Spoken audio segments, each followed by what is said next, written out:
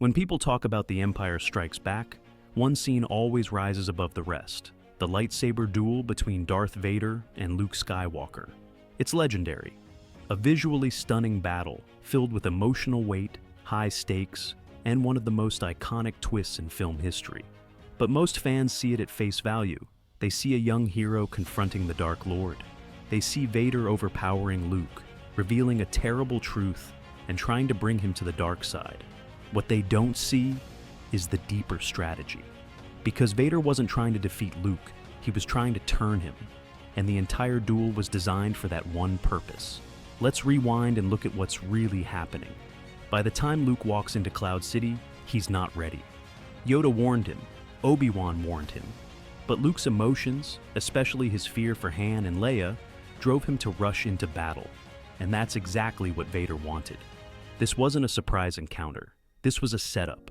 Vader planned this duel. He knew Luke would come, and he used his friends as bait. It wasn't just to lure Luke into a trap. It was to test his readiness, his anger, his fear, and his potential. Now, let's talk about how Vader fights. This is the same Sith Lord who effortlessly wiped out Jedi in Revenge of the Sith and has been hunting down survivors for years. But in this duel, he doesn't go full force. He fights with one hand. He doesn't use his full strength. And when Luke actually lands a hit on Vader's shoulder, it's not because Luke is stronger. It's because Vader let it happen. Why? Because Vader is playing a long game. He's not trying to win the fight. He's trying to wear Luke down emotionally. He wants to frustrate him, provoke him, and expose his fear and anger, emotions that lead to the dark side. Vader doesn't want a corpse. He wants a partner, a student, an heir. And you can see that in the way he speaks to Luke.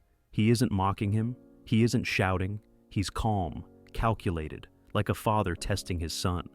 And with every moment, he pushes Luke closer to the edge. When Luke starts fighting back harder, Vader escalates. But again, not to kill. He uses the Force to throw objects at Luke, bury him in debris, and trap him in a maze of shadows and chaos. It's not just a fight, it's psychological warfare. Vader is trying to make Luke feel helpless, desperate, lost. And then comes the turning point.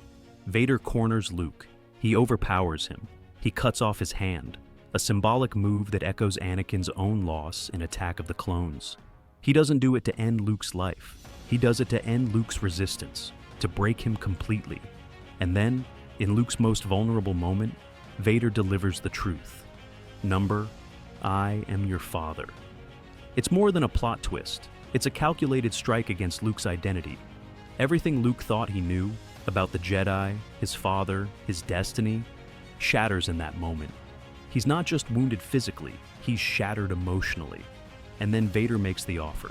Join me, and together we can rule the galaxy as father and son.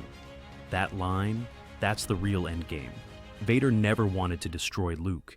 He wanted to shape him, to mold him into something new, a powerful ally, a family legacy, a successor who could help him overthrow the Emperor and take control of the galaxy. That's why this duel is so much more than a lightsaber fight. It's a carefully crafted recruitment strategy, disguised as a battle. And while Luke refuses, while he chooses to fall rather than turn, the impact of that moment lingers. Luke is forever changed, not just by the injury, but by the knowledge, by the truth, by the idea that darkness runs through his bloodline, and that doubt, that fear, it follows him all the way into Return of the Jedi. It becomes a core part of his struggle, his temptation, his fear of becoming like his father. So when you watch that duel again, really watch it, remember this. Vader didn't lose that fight. He just didn't close the deal. But he accomplished exactly what he set out to do. He cracked Luke's foundation. He planted the seed of the dark side, and he made his son doubt who he really was. That was Vader's real victory, not a broken hand, not a dramatic reveal, but a broken spirit, and the possibility that the next time they met, Luke would be vulnerable enough to join him. Let me know what you think. Was Vader holding back? Was this all part of a bigger plan? Drop a comment and don't forget to subscribe for more deep Star Wars lore. And remember, the Force will be with you, always.